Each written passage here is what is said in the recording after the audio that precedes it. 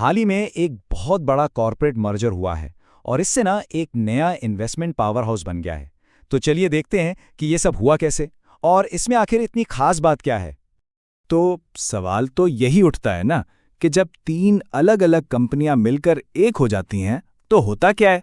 क्या वो बस एक बड़ी कंपनी बन जाती है या फिर कुछ बिल्कुल ही नया सामने आता है? चलिए इसका जवाब तलाश करते हैं।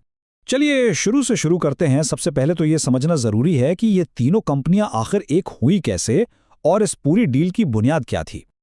और देखिए, ये सब कुछ ना बहुत तेजी से हुआ। फरवरी में इस्लामाबाद हाई कोर्ट से ग्रीन सिग्नल मिला। फिर 1 महीने से भी कम अरसे में जो पुरानी कंपनियां थीं उनके शेयर्स की ट्रेडिंग बंद हो गई और 13 मार्च तक सब कुछ फाइनल।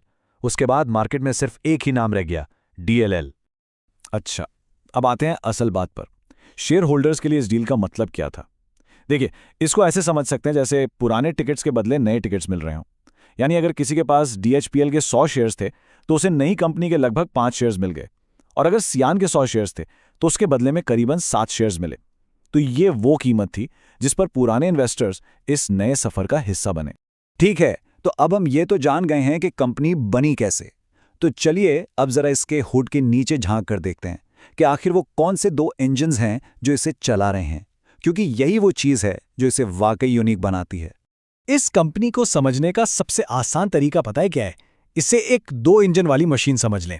पहला इंजन है एक भरोसेमंद वर्कहॉर्स यानी रिन्यूएबल एनर्जी। ये हवा और सूरज से बिजली बनाता है और एक स्टेडी मुस्तकिल कैश फ्लो लेकर आता है। दूसरा इंजन वो एक स्मार्ट शिकारी है यानी कैपिटल एलोकेशन। ये स्टॉक मार्केट में इन्वेस्ट करके मुनाफा कमाता है। तो एक इंजन पावर मार्केट में काम कर रहा है और दूसरा कैपिटल मार्केट में। एनर्जी वाला इंजन ना बहुत सीधा साधा काम करता है। स्टेप 1, विंड फार्म और सोलर प्लांट से बिजली बनाओ। स्टेप 2, इस बिजली को नेशनल ग्रिड और एक बड़े कमर्शियल खरीदार को बेच दो। और स्टेप 3, कैश कलेक्ट करो, और ये कैश भी सिक्योर है क्योंकि इसके पीछे गवर्नमेंट गारंटीज हैं। तो ये एक ऐसा ठोस रियल बिजनेस है जहां जमीन पर मौजूद असासों से पैसा बनाया जाता है। और जरा ये नंबर तो देखिए, ये बहुत ही इंप्रेसिव है। 99% से भी ज्यादा की अवेलेबिलिटी।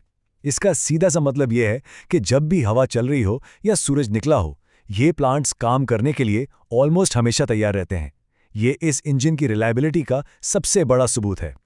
चलिए अब दूसरे इंजन की बात करते हैं, यानी कैपिटल एलोकेशन इंजन की। ये चार्ट साफ साफ दिखा रहा है कि पैसा कहां कहां लगाया गया है। हम देख सकते हैं कि बैंक्स और एनर्जी जैसे बड़े स्टेबल सेक्टर्स पर फोकस ज्यादा है, लेकिन साथ ही साथ IT और सीमेंट जैसे ग्रोथ सेक्टर्स में भी इन्वेस्टमेंट की गई है। तो ये एक बैलेंस्ड स्ट्रैटेजी की तरफ इशारा करता है। ठीक है, तो हमने दोनों इंजनों को तो समझ लिया। अब ये देखते हैं कि जब ये दोनों मिलकर चलते हैं तो फाइनेंशियल रिजल्ट्स आखिर दिखते कैसे हैं। लेकिन यहाँ एक ट्विस्ट है। हम इसे एक अकाउंटेंट की तरह नहीं, बल्कि एक ओनर, एक मालिक की नज़र से देखेंगे। और ये स्लाइड ये सब कुछ वाजे कर देती है।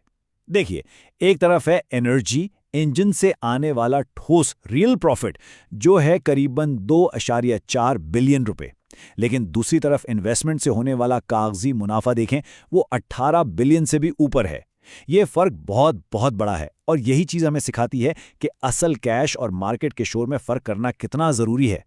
तो इस सब का निचोड़, इस पूरी कहानी का जो लबे लुबाब है, वो इस एक जुमले में, एक लॉन्ग टर्म इन्वेस्टर को हमेशा नॉर्मलाइज्ड ओनर अर्निंग्स पर फोकस करना चाहिए।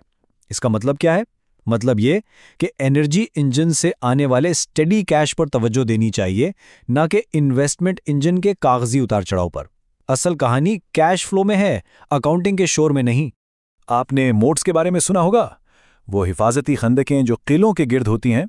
बिजनेस की दुनिया में भी एक अच्छी कंपनी के गिर्द ऐसी ही मोट्स होती हैं जो उसे कंपटीशन से बचाती हैं।